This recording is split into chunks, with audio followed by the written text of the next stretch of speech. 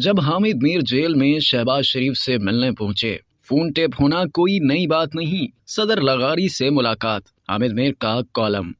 रोजनामा जंग के कॉलम निगार और सीनियर सहाफ़ी और मेज़बान हामिद मीर ने अपने तहलका खेज कॉलम मेरी भी एक टेप निकली थी में बहुत से इंकशाफ किए। वो लिखते हैं कि जब मोहतरमा बेनज़ीर भुट्टो वज़ीर आज़म थी और आज के वज़ीर आज़म शहबाज शरीफ अडियाला जेल रावलपिंडी में कैद थे, जेल में उनसे मुलाकात करना बहुत मुश्किल था। सिर्फ खानदान के लोग ही मुलाकात कर सकते थे। उनके कज़न शाहिद शफी की मुझसे काफ़ी मुशाबहत थी, लिहाजा मैं एक दिन शाहिद शफी बनकर शहबाज शरीफ से मुलाकात के लिए अडियाला जेल पहुंच गया। मुलाकात के दौरान शहबाज शरीफ ने एक छोटे से रेडियो पर फरमाइशी फिल्मी नगमों का प्रोग्राम लगा दिया। वो बार बार मुझे मीर साहब और सूरी शाहिद साहब कहते और फिर फरमाते कि मैंने आपको लता मंगेशकर के गाने सुनाने की जहमत इसलिए दी है ताकि कोई दूसरा हमारी गुफ्तगू रिकॉर्ड न कर सके। मैंने हैरानी से पूछा कि क्या गाना लगा देने से रिकॉर्डिंग रुक जाती है? शहबाज शरीफ साहब ने एक माहिर जासूस के अंदाज में बताया कि अगर म्यूजिक लगाकर आपस में गुफ्तगू की जाए तो टेपिंग में गड़बड़ हो जाती है। उनकी जरूरत से ज्यादा एहतियात पसंदी मेरे मिजाज के खिलाफ थी, लिहाजा मैंने बड़ी लापरवाही से कहा कि हमने मुल्क के खिलाफ तो कोई साजिश नहीं करनी, फिर इतनी एहतियात की क्या जरूरत है।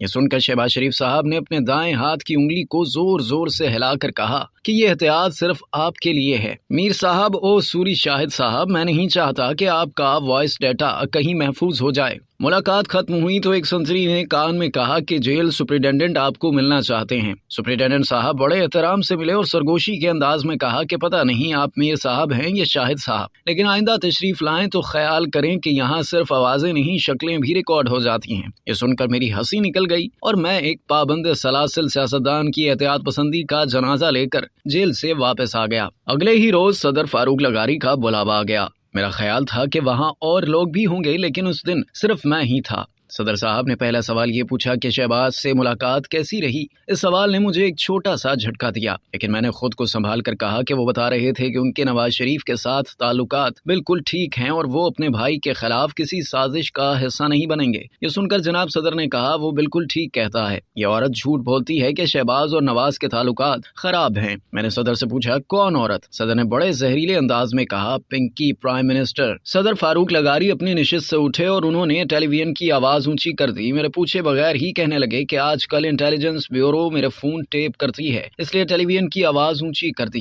ये मुलाकात दोपहर को हुई थी। शाम को वजीर आजम साहिबा ने बुला लिया। बहुत मीठे लहजे में कहा कि शहबाज शरीफ से मुलाकात का नहीं पूछूंगी, ये तो आपका कोई सीक्रेट होगा, लेकिन मेरे भाई फारूक लगारी से मुलाकात कैसी रही? मैंने भी आओ देखा ना था और सवाल दागते हुए कहा वो दावा कर रहे हैं कि आप उनके फोन टेप कराती हैं, क्या ये दुरुस्त है? जवाब मिला जो लोग मेरे फोन टेप कराते हैं उनका पता लगाने के लिए कुछ फोन टेप किए जा सकते हैं। हामिद मीर के मुताबिक पाकिस्तान में फोन टेप होना कोई नई बात नहीं है। अब तक के लिए इतना ही। मजीद जानने के लिए सब्सक्राइब कीजिए डेली जंग यूट्यूब चैनल और लाइक कीजिए डेली जंग फेसबुक पेज।